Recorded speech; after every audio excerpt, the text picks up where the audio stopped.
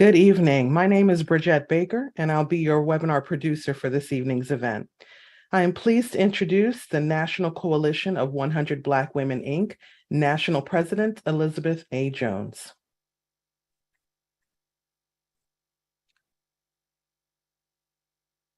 Good evening.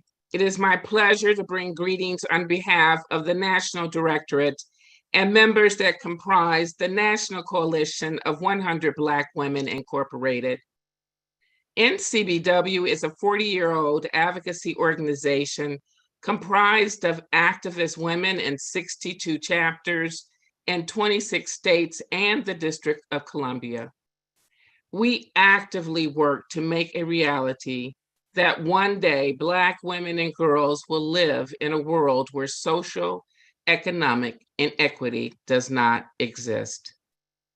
I'd like to thank our sponsor, the Department of Health and Human Services, and our partners, the Black Coalition Against COVID, Black Women's Health Initiative, Walgreens, and We Can Do This for making tonight's webinar possible.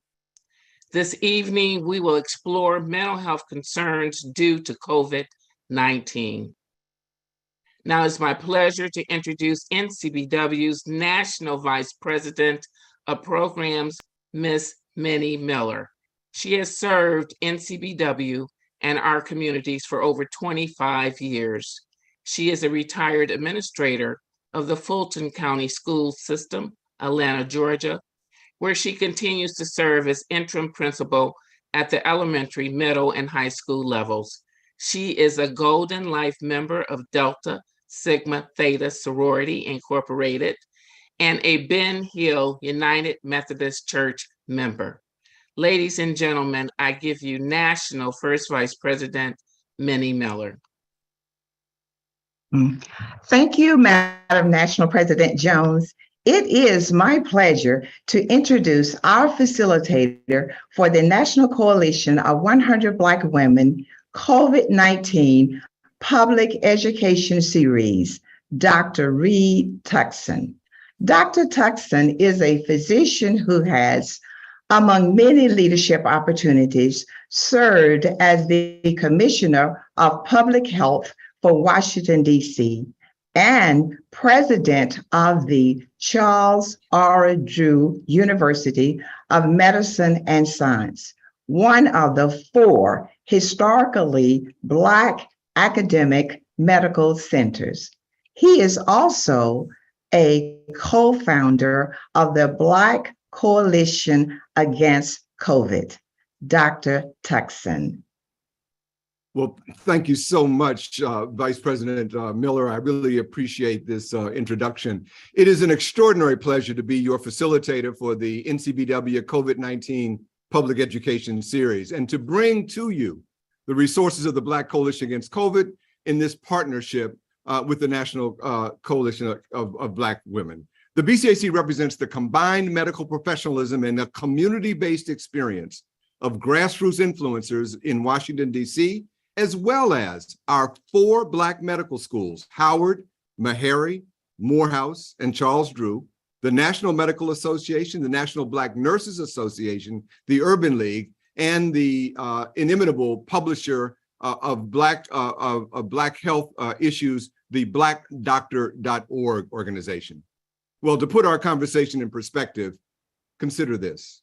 Last Wednesday, 1,093 people died of COVID in the United States. Thursday, another 630. Friday, another 609. And just yesterday, 770 added their names to the list of more than 1,066,000 people who have died from COVID, so many of whom are disproportionately Black.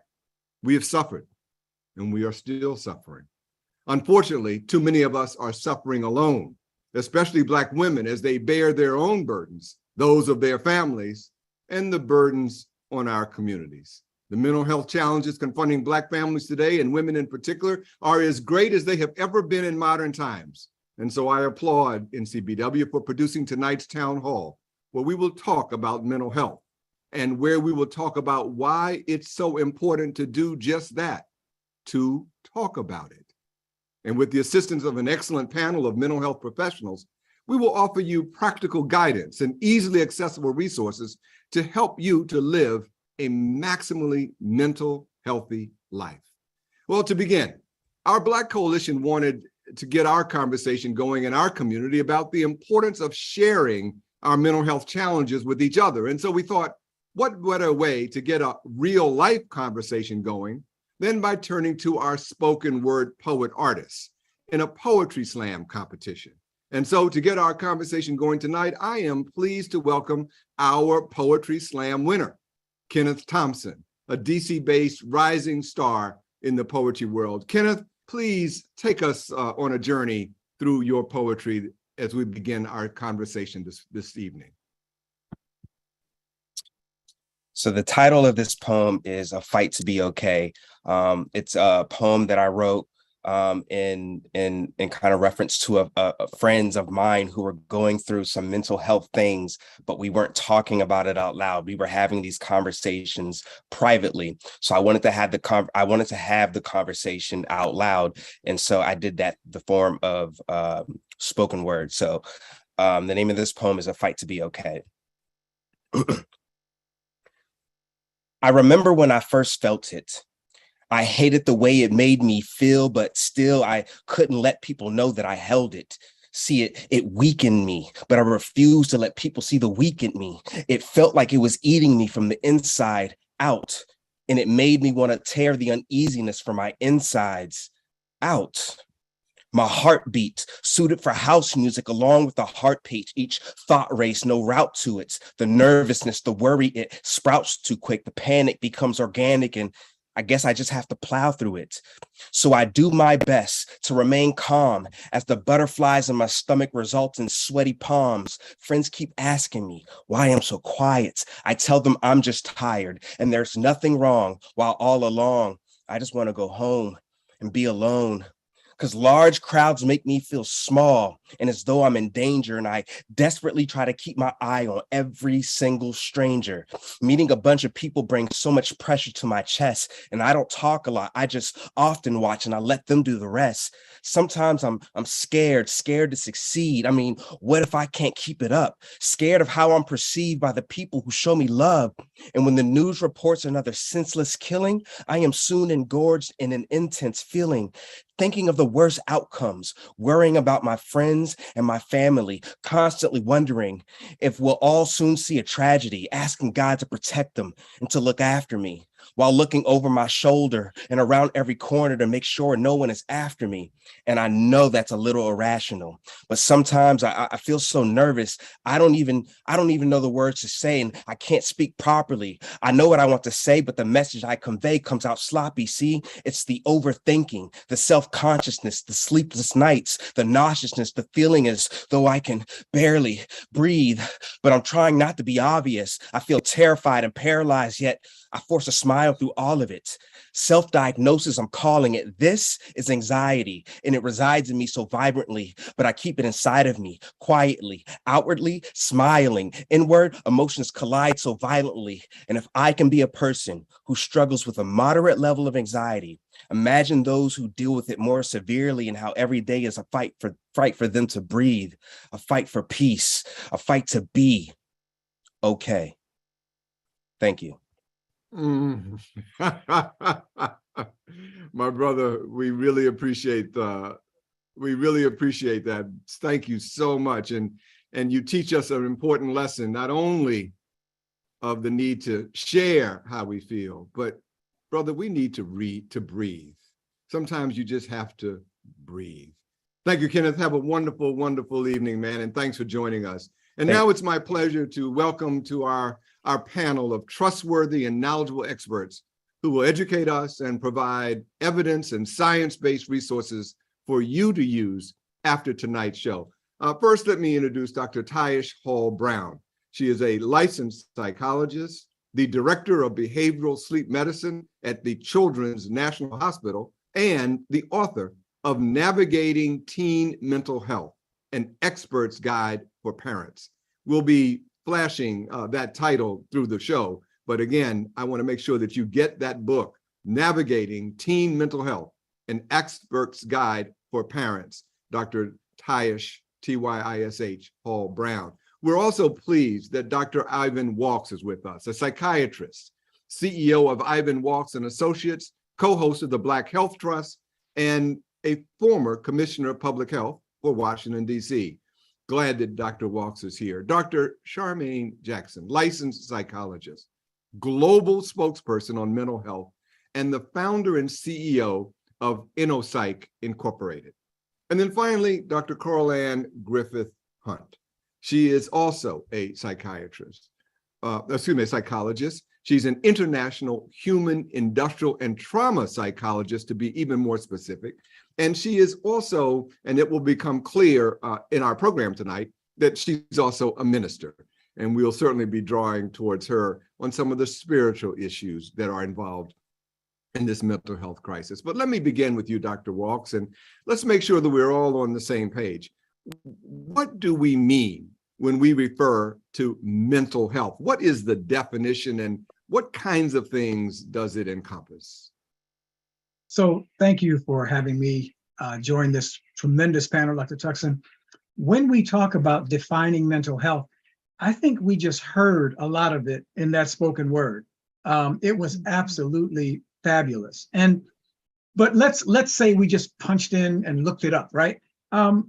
It talks about emotional, psychological, social well-being. And I want to add a word that isn't always in those definitions, and that word is resilience. And it brings us really to what we're talking about tonight, because even folks who have gone along okay, feeling that their mental health was in fine shape, COVID-19 has bumped us a little bit. And so have we been able to bounce back? Have we been able to bend and come back to a place that we feel we're okay and we're able to manage that higher level of anxiety? So when I talk about mental health, I think about it as something that is not just static, but something that can bend and you can continue to function well. We have to begin to tie mental health not just to a feeling, but to a function. Can we do the things we need to do day to day? Excellent. So just to make sure that I know which words fit into this definition of mental health, we know on one end, as you sort of indicated, there are people who have something maybe like schizophrenia. They have those kinds of really well-known challenges, depression, all the way. But is sadness a part of mental health? So Dr. Tuckson, sadness can certainly be a part of many things. It can, but it is related to your mental health status. Absolutely. Maybe sadness is part of normal grief. Maybe sadness is an indicator that you have depression. The challenge in our communities, and we can talk more about this later, is that we're not often diagnosed. We just know we don't feel right. And so it's important for us to be able to not necessarily label everything, but be able to acknowledge, hey, something ain't right. That's a very, very helpful. Dr. Hunt, let me bring you in on this and ask you to help us then to refine our understanding better between what is mental health versus mental wellness versus emotional well-being. All these words kind of come together. What are your thoughts on how we start to understand these concepts of mental health, mental wellness, emotional well-being? Thank you so much for having me and for asking that question. It's a pleasure being here with you all. So, and Dr. Waltz, you know, he always hits it on the on the nail on the head, right? So he gave us a really excellent explanation, and just to go more in depth, because he did touch on the emotional, psychological, and the social well-being. You know, really, how do we think? How do we feel, and how do we act? That's a part of our mental health. And, you know, it also helps to determine how we handle and respond to life stressors, you know, how we relate to others and make healthy choices. Now, mental wellness is when we feel connected to others. We feel balanced and we're able to have a positive outlook, even in the midst of life's challenges. So now, how does that connect to emotional well-being? Emotional well-being refers to an awareness. I like that word because it causes us to look within and to really evaluate, right? So it refers to an awareness, knowledge, and appreciation of our feelings. Something sometimes in our community that we have not really been taught to do, to appreciate how we feel. And so in what capacity are we able to cope effectively during times of difficulty and transition? And that is why it's so essential that we acknowledge how we are feeling, because we can't heal what we don't identify, right? And thus we continue to repeat what we don't repair. And the connection is, if we're not emotionally and mentally healthy, then how can we be physically healthy? We can't be physically healthy if those aren't all connected. I think Darwin said it best when he said, when the heart is affected, it reacts on the brain, and the state of the brain reacts on the heart.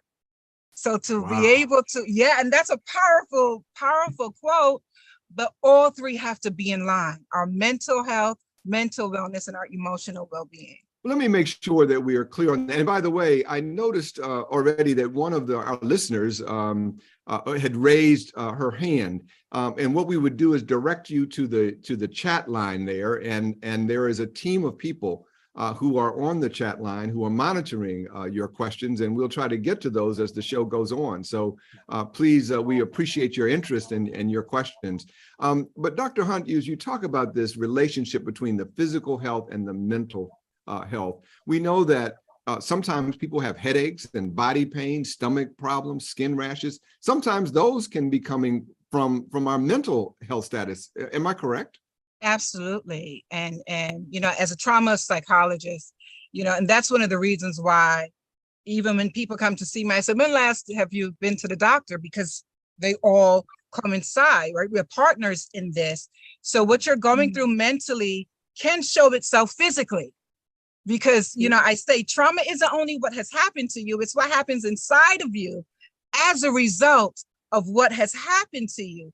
Hence, in the United States, and this is before COVID, annually, cancer, $216 billion, diabetes, $245 billion, heart disease, $313 billion, and trauma, $671 billion. And that's why it's so important that we not suppress how we feel. And this is why the doctors actually ask you when you go to them and say, well, I've been, feeling pain in my shoulders.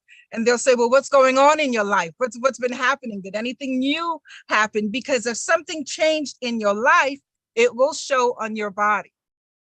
Wow. Well, this is really important point. And I want to make sure we don't lose this. And so everyone in the audience, especially those who are thinking that, well, it's just a mental health thing, I'm feeling blah, I'll hold on to it myself and deal with it.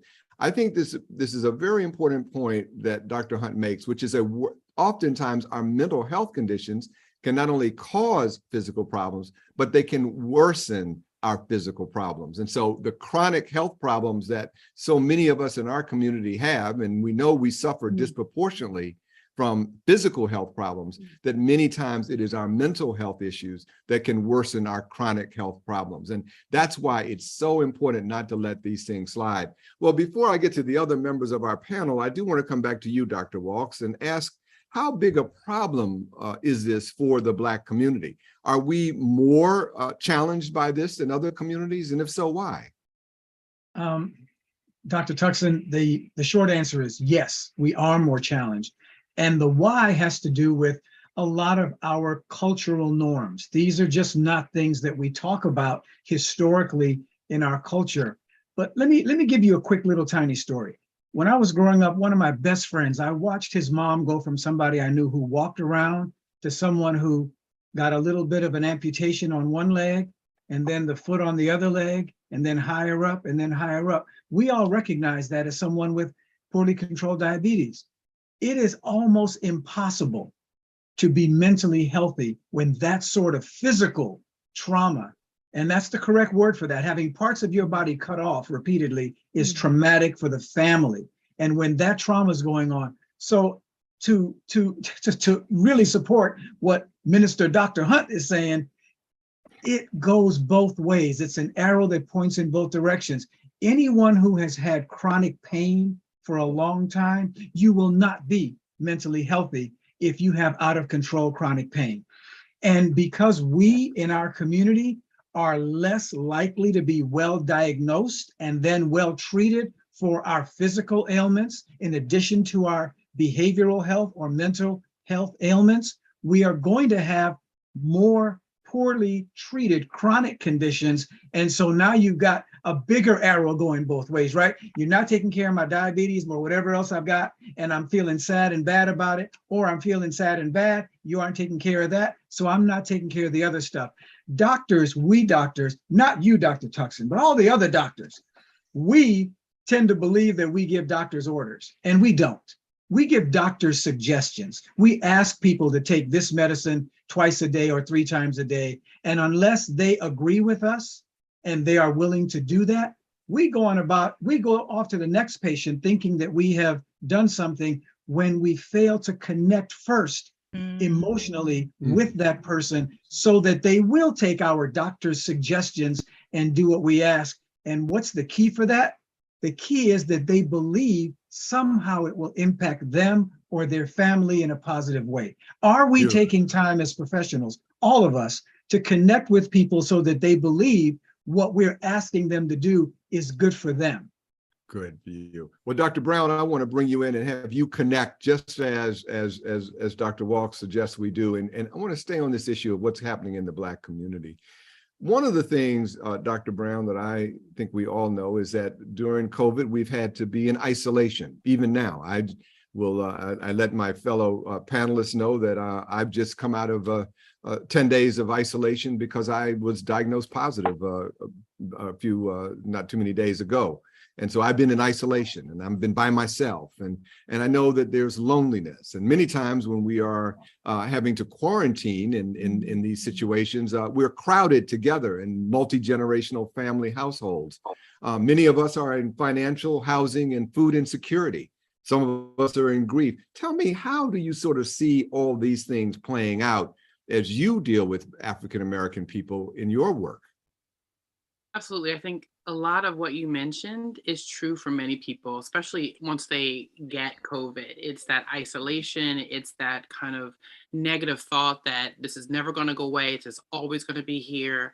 There's some catastrophic thinking like, I'll never get better, there'll never be any more positive times in my life. I'll just, especially if there's been a loss in the family, the grief, they're trying to get over grief from the loss of loved ones who may have had COVID. And then just this overwhelming fear for those who don't have it, but maybe in the household, of them getting it. And what is that going to be like for me? And am I going to be able to hold on my job? Are we going to have food? There's so many different aspects to it that I think people just feel overwhelmed. And if they're not talking about it, if they're not connecting over it, it really can become a lot to handle. And you see a lot of depression coming out of this. You're seeing some anxiety coming out of this.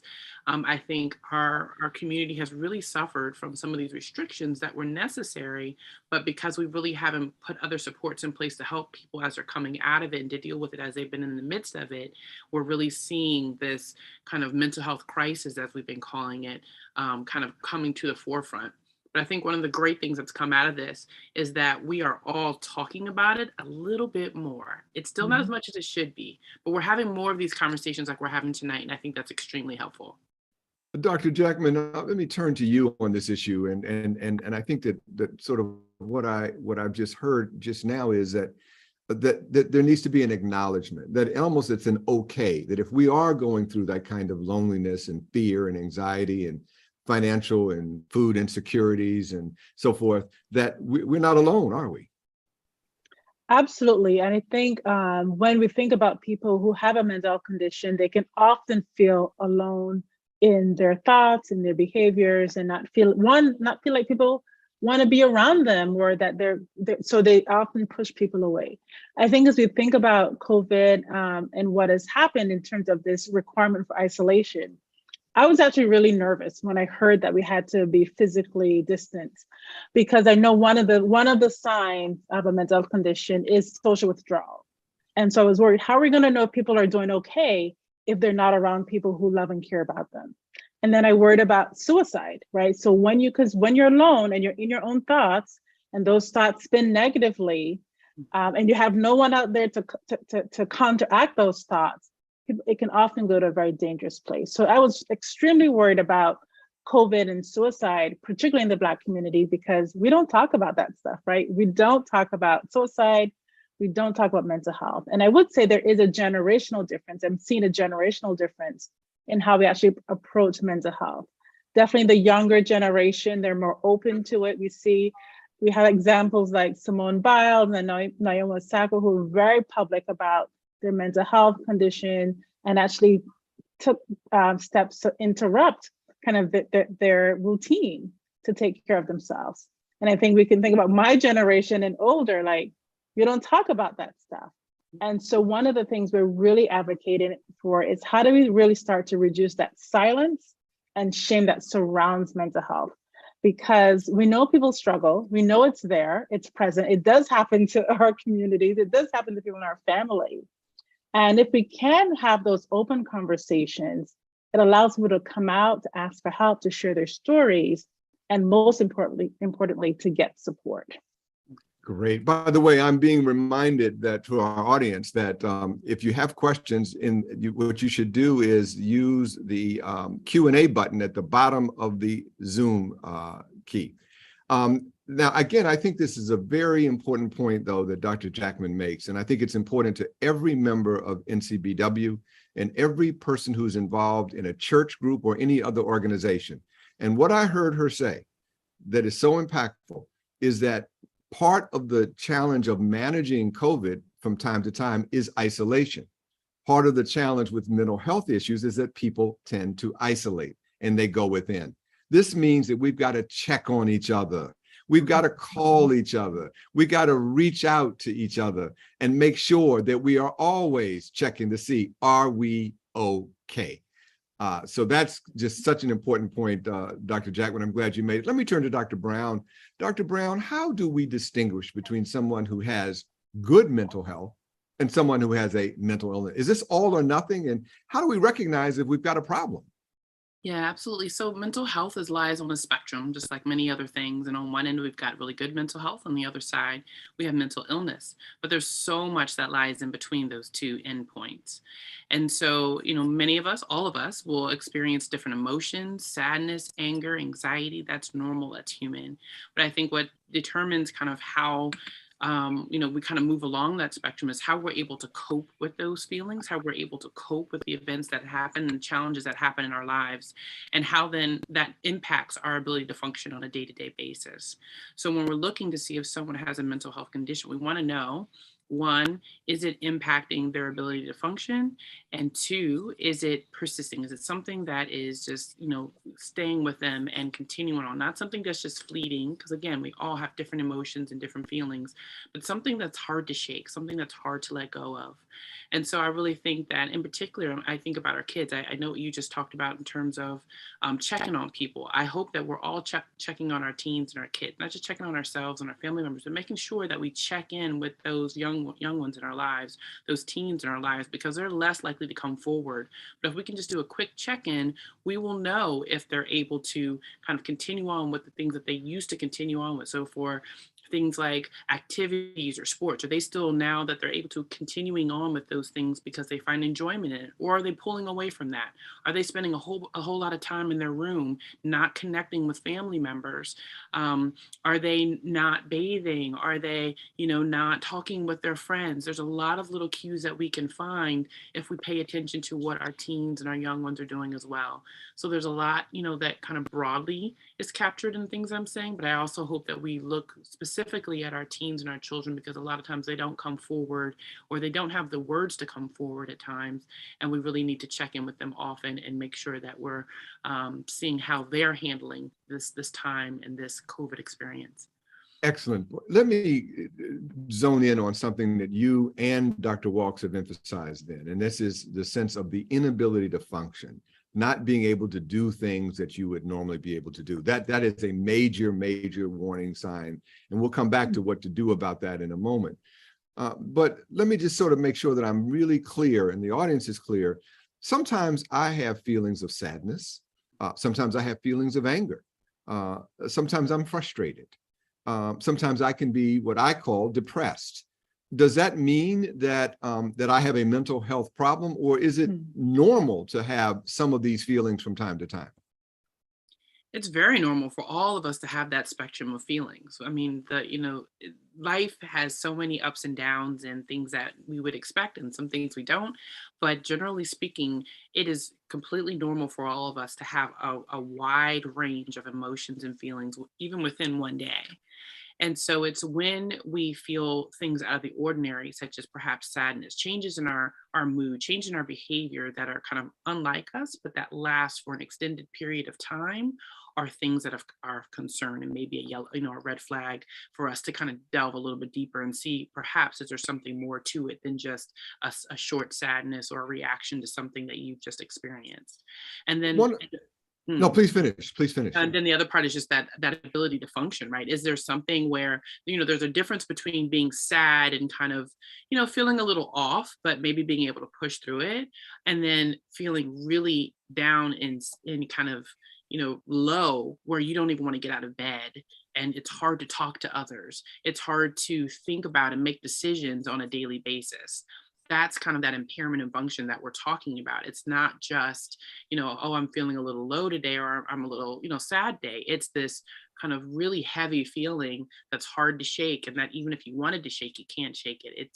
It impacts your ability to function on a daily basis. Your comments provoked one of our audience members to ask whether or not is one of the signs of depression having up and down emotions frequently. So that's a special kind of depression, right? So bipolar depression has two different kind of sides to it, where they might be manic on, some time periods, and then they might be extremely low on the other, and people cycle through those different periods. And so, I think if someone's experiencing that, or they're thinking that this is something that they may have, they really should check in with their primary care, and or if they can locate a psychologist or psychiatrist in their area to get an appointment, just to have a professional evaluate it. It's really hard to say just from our panel discussion and from your question to give you an answer as to whether or not this is a disorder, because there's a lot of other things that go into it. But it is definitely something that you should talk with a professional about to determine whether or not you might need more help.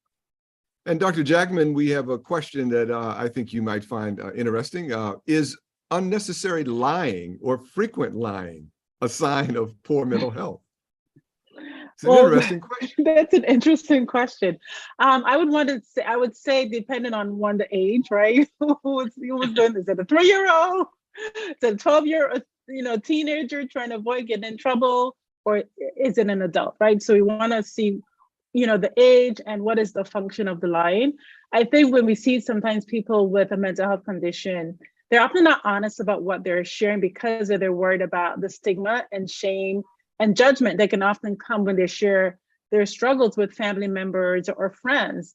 And so it might be in that context. So, I'd have to get more information about the context of the lying. But I do want to acknowledge that people often don't feel comfortable being honest about how they're struggling because they're worried about being judged.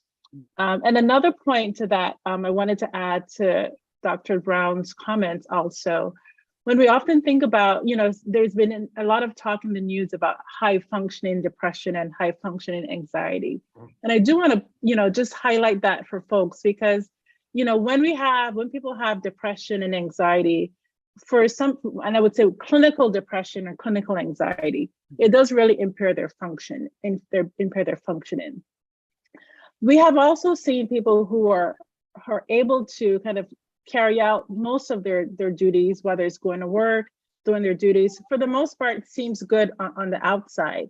But when and that's part of the mask. When they get home, that mask comes off and they are incapacitated for the rest of the night till it's the next day.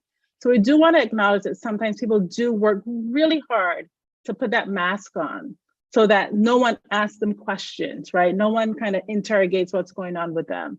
And it's a survival technique, right? Mm-hmm. So just because your friend or family member is smiling all the time doesn't mean that they're okay. And that's really important. When we have good signs of what are people's baseline functioning, mm-hmm. What are those little tells that they're not doing okay? And we sometimes will say, well, maybe I'm just making it. Maybe I'm, being overly cautious. I do encourage people to just check in. Let people know you're worried about them, that you care about them, and you can get them to support. Well, this Can is I just jump in, Dr. Tuckson, real quick? Yes. Part of that mask during the day can be a whole lot of wine at night. Sometimes when people, it is so hard to get through the day. Someone will come home and they will be using some sort of substance to make it to the next day. So I just wanted to just drop that in. No, that's perfect. So I'm going to come back to Dr. Jackman on this point, and I'm glad Dr. Walks you raised it, because what we're really seeing is that some people who do try to mask it, they try to be Superman, Superwoman, and then go home and self-medicate and do whatever they have to do. This is not a healthy way to get through life. But Dr. Jackman, you sort of seem to indicate also that when we're seeing this in someone, we should, as we say, check in. But, we seem to have a hard time, particularly in the Black community, to talking about mental health challenges. Tell me, from your experience, why do you think that is such a big challenge, and why is it so important that we address this issue? Thank you for that question. And I love that question because it's part of the reason that I started InnoPsych, our company, to really increase access to mental health resources. And one of the things I knew I could not just create a directory that can increase access. I knew I needed to address some of those cultural messages and barriers that actually prevent people from getting help. So I'd love to just share a little bit, we can talk about this the whole night, but I just want to give a glimpse of it. So there's mistrust that comes honestly, right? We have a history of the Black community and the medical and mental health profession being at odds with each other, right? Whether, our bodies being used without our permission, without our consent, without actual pain or anesthesia. So there's that history of our bodies being misused without our consent. There's also the historical trauma that comes from kind of pathologizing our normal experiences. So very early on, during times of enslavement, there was actually a psychiatrist who created this diagnosis called drapetomania, which actually diagnosed enslaved people running away from the plantation, right? So we can't talk about barriers and stigma without recognizing this history of trauma and oppression that still persists today in our culture and our trauma. And I know Dr. Griffith will kind of support that around that trauma, right? We know that trauma can last in our bodies and move on through numbers of generations. So we have to just acknowledge that. And then there's the cultural narratives. Now, I come from the Caribbean, and that comes out like, you don't tell people your business, right? You keep that stuff inside, you keep stuff in the family, right? We also have this thing, you want to put our best foot forward. And again, that's part of that, putting on our Sunday best, right? That's part of that mask, not showing people that, any cracks in our functioning at all. And so it's really important. So those are all the things that kind of create that stigma and that barrier to getting help and to letting people that we know that we need support. Dr. Hunt, as a minister who is also a psychologist, some of these issues with religion and mental health can also get intertwined, and that might make it difficult sometimes to be honest in talking about mental health challenges. What has been your experience? My experience, and I can speak from one who grew up first, right, in the church, and hearing that if you had an issue, you prayed about it. And that was it. Or if you had a what might be considered as a major issue, it's probably connected to some demonic spirit. And so it was those two spectrums. It was either you're not praying enough, or pray about it and let Jesus take it away, or it's demonic and the church has to come, the elders have to come and help you pray, to remove that spirit. And, the church is a part of our very foundation, right? Especially in the Black community, we are spiritual beings, and religion gives us, our belief. Religion gives us hope. It helps us to be structured. But I want us to understand that even in the sacred text, it speaks about, anxiety. The sacred text speaks about the historical, emotional, intergenerational trauma. It speaks on grief, but it also speaks about compassion. It speaks about wisdom. It speaks about the freedom and the newness. And wherever Jesus went, he created protective space. So we see where people were able to express and to receive healing because Jesus welcomed the truth. And so we can't divorce ourselves or our religion from the truth, because the truth of the matter is, in the science is also the miracle. And so we have to be able to say to individuals, it's okay not to be okay. And better yet, can I say that me as a minister, I've been through some things too. Can we be honest enough? Because I think when ministers are honest enough to say, hey, you know what? I'm not divorced from it, because just a couple of days ago, I was sad about what happened, with our society. We've experienced what is called collective trauma, where the entire society dealing with COVID. Religion is not divorced from that, but what it takes is for us to be honest, for us to, and this is part of what my experience is now. I am all the way, president of the Give Hope committee. I believe that. I believe, listen, there's nothing like relationship. Okay, there's nothing like relationship. We are birthed in relationship. We are loved in relationship. We are hurt in relationship, but as religious people of faith, we know that we can only be healed through relationship. And that relationship entails that we got to do two things. Well, Relationship. I'm I'm sorry. sorry. No, I you was good. going to say relationship is essential, but engagement. We got to be a part of our own rescue. We got to participate in it. And by doing that, people of faith have to know what are the resources in community? Where do you go when you're not feeling okay? Besides just the minister being a part of the journey, there are mental health professionals that's a part of that journey as well. And we all need to be stakeholders in this.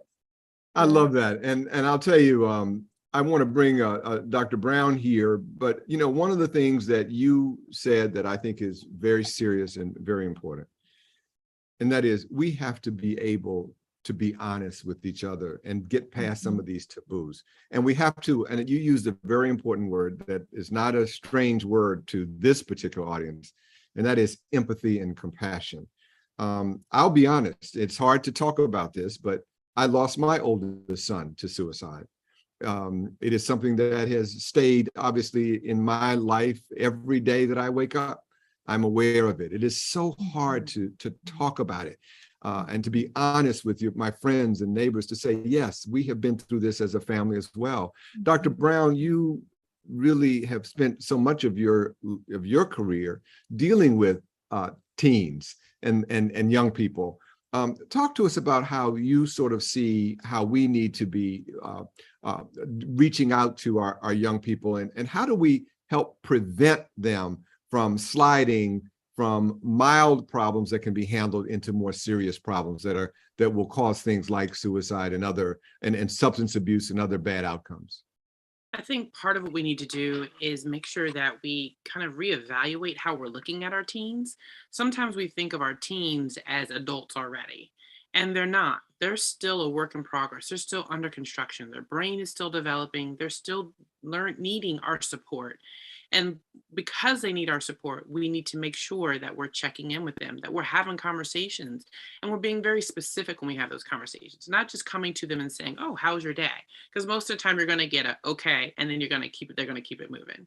But if you can ask something specific, like how was your math test that you had today? Or how is a friend of yours, that you used to hang out with? How are they doing? Are you still hanging out with them? How are things going? Ask specific questions. The answer will allow you to then keep the conversation going based on their response. And I think one of the most important things that parents can do is actually listen to their teen. Sometimes we ask questions, but we already have an answer in our head, or we already have, thoughts of what they're going to say, in our minds. But if we listen to what they have to say, they will tell us and give us clues and give us hints, and sometimes just tell us outright what they need. And that's an important thing for us. We don't always have to guess. We can ask them, is there anything I can do to support you right now? Is there anything that you need? We need to try and be their advocates. I think sometimes they take a lot of things on their own shoulders and think that they have to handle things on their own, that their parents aren't going to understand what they're going through, or they may, feel guiltier or shameful about whatever's happened. But if we can have those conversations and keep the door open for kind of open communication, when they're going through things, they're more likely to come to us. And then we need to try to advocate for them, not automatically assume that they've done something wrong, but listen to what they have to say, and then be very supportive about what the next steps are. We may not know exactly what the next steps are, but we're helping them find out what that is. So, okay, you need help. I hear you. You're feeling sad. You have a lot going on right now. Let's find a way to get you help. Let's talk to your primary care and see what they have to say and go on this journey together to figure out what's the best path to help you get to where you need to be. And I think that's just something that we don't always do as a group, because again, we think that the teens can handle a lot of this on their own, but we need to do a little bit more of that so that our teens know that we have their back and that we're there for them, and that they can talk to us more about what's going on, and we're going to actually listen and support them. One of the people in the audience is curious about sleeping disorders as a potential trigger or indicator of a mental health issue. How do you start to understand if someone is sleeping all the time or not sleeping hardly at all? If especially with our young people, is that a sign to be concerned about? Absolutely. I'm so glad that question was raised.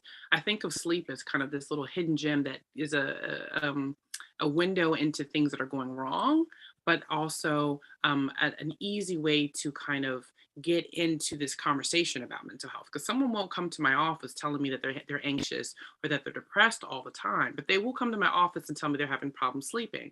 And if someone's sleeping too much, that could be an indication of depression. If they're having trouble falling asleep or having trouble staying asleep, they might have an anxiety condition. So sleep is a really good indicator of what's going on in terms of our health and our mind and our body. And so if someone's having changes, and again, it's drastic changes or changes in their sleeping pattern, then it's definitely worth looking into, because it could indicate that there's something more going on. And the sleep has been linked to health, not just mental health, but physical health. So we want to make sure that if someone's having a sleeping problem, whether it's something that's more behavioral, like a lot of the kids I see, or if it's something more physical, that those problems are getting addressed, because they do impact us in many different ways. I'm going to, while I have you, I want to extrapolate from a question from the audience that I think is very germane here as well. And that is this: if a lot of times we as adults put some heavy duty pressure on our kids. We all want to have perfect children, and we want to be able to brag about our children when we go play cards with our friends or do our social interaction and talk about how great little Johnny is doing and so forth. How often is it that we as adults put problems on kids that is just unfair? So even when we don't mean to put pressure on our kids, we put pressure on our kids at times, right? And I know, even as a parent as well as a professional, that it's really hard to walk that line with your children. You want to have expectation, you want to have structure, because that helps them to flourish, but you don't want to be overbearing with it to the point where they're unhappy or they're unable to live up to this kind of high standard that you have for them. I always suggest having conversations with your teen or your young one and saying, hey, what is it that you like to do? What is it that you want to do? And then how can I support you to get to that point? So it's really kind of following their lead, helping them get to where they want to be, but then also giving them a little bit of structure and challenging them little by little, as opposed to expecting them to be the best at everything that they do or to be the top at everything that they're involved in, because it's just not possible. There's no human being that is perfect in everything that they do. And understanding that is a very important part, and then letting them know that it's okay to make a mistake. In fact, you learn from your mistakes. It's okay if you're feeling sad today, or if you're having trouble dealing with an emotion that you have as a result of an event that you've experienced. So I really do think it's important for us to talk with them. Again, that word is going to keep coming up, to keep talking to your kids and to really have that open communication, so that when they're feeling the pressure, perhaps when you don't mean to put pressure on them, you can then they can tell you, hey mom, I'm feeling overwhelmed because I've got 3 AP classes and I'm doing a sport, and now you want me to get a job, right? There's a lot of things that we're not really thinking about.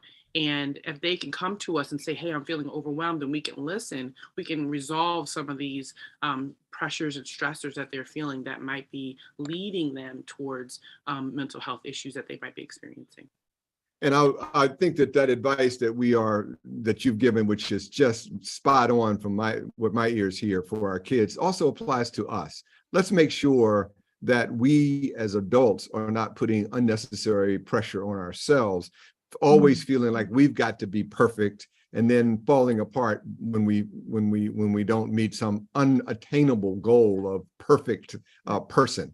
None of us is that. And so I think the advice you gave for us to be careful for our children is the same one for us. Well, we have about 5 minutes left, and we're going to go really fast, but this is an important part of the show. And Dr. Jackman, let me just kind of go right to you. If I think I have a problem, or a loved one's having a problem, how do I find professional care? So I'm going to quickly add that I wanted to also talk about younger children, because we tend to think that our younger kids don't have problems, or they're not struggling.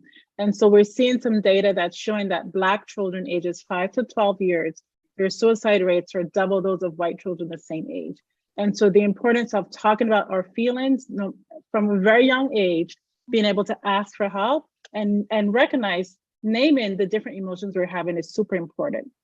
In terms of resources, as I mentioned before, I created a therapist of color directory with the intention of making it easier and faster for people of color to access therapists of color.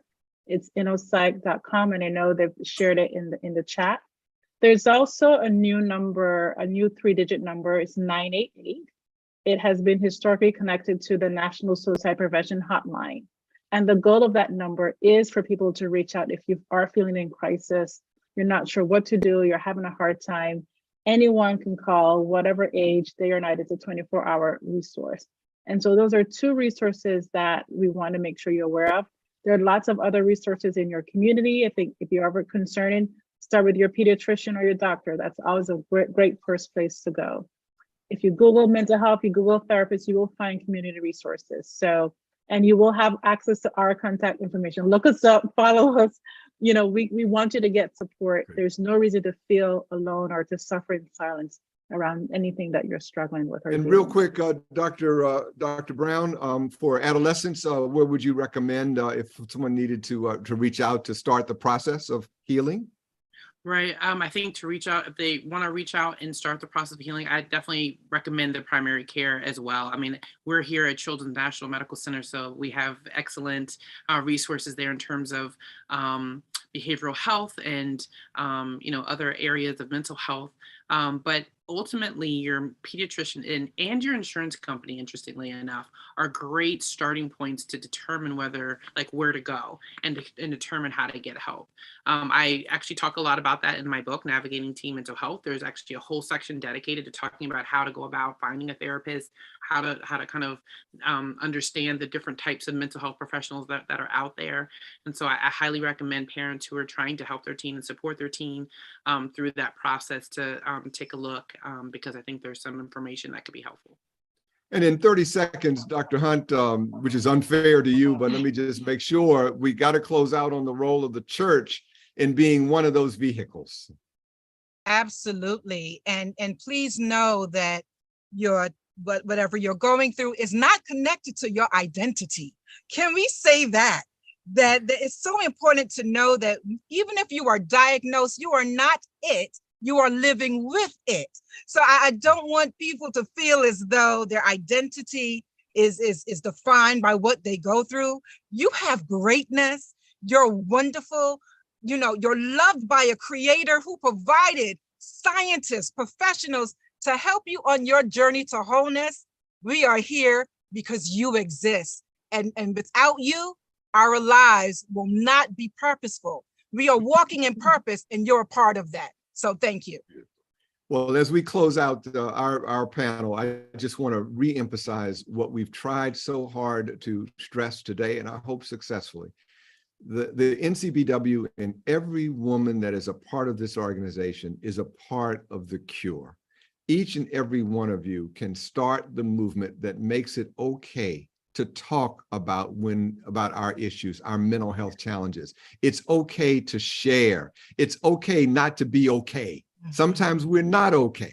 And let's reach out and make it that this is our job, to embrace each other, to love each other with empathy and compassion, and be there for each other. But anytime we see somebody hanging back, isolated, not willing to engage, that's the time to step forward with love and respect and say, hey, I've been there too. All of us have been there. So let's be there for each other. Now it's my pleasure to turn the program back to our National First Vice President Miller.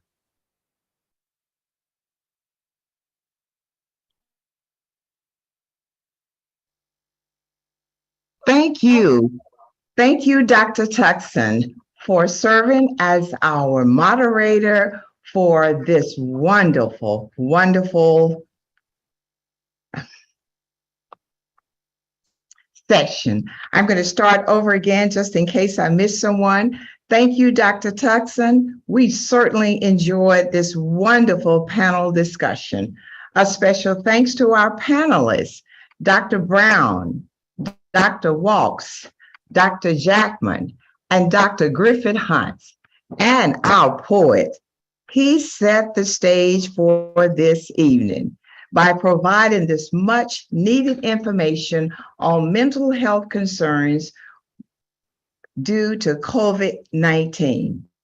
We would also like to thank our sponsors, United States Department of Health and Human Services, the Black Coalition Against COVID, Walgreens, and the Black Women's Agenda Incorporated.